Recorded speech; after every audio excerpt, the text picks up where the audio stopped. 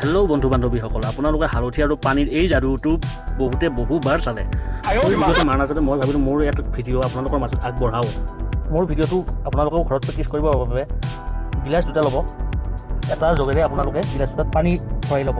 ভৰাই লৈ আপোনালোকে খুচকি এটা যোগাৰ কৰি ল'ব আৰু মই দেখুওৱা ভিডিঅ'টো আপোনালোকে ভালকৈ প্ৰত্যক্ষ কৰি আপোনালোকে ঘৰত এবাৰ কৰি চাব। দেখিছেনে বাৰু? হালধি আৰু পানীত সেই বিশেষ যাদুটো হ'বলৈ গৈ আছে। আপোনালোকে ভালকৈ চাওকচোন, দুটাৰে দুটা বেলেগ ধৰণৰ কালাৰ। মদখিনি আপোনাৰ ওপৰতে থাকিল, তলত যিখিনি বগাকৈ থকা পানী, কিন্তু আনটো বটলত আমি যদি এনেকৈ ঢালি দিওঁ তেতিয়াহ'লে আপোনালোকে দেখিছেনে গিলাচটোত এটাই কালাৰ উঠিছে, সোণালী কালাৰ।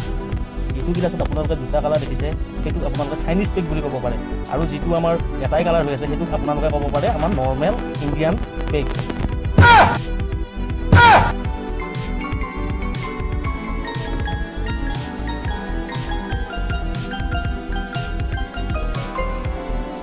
মোৰ ভিডিঅ'টো চাই ভাল পালে যদি আপোনালোকে লাইক আৰু কমেণ্ট এটা কৰি দিব আৰু মোক ফ'ল' কৰিব নাপাহৰিব।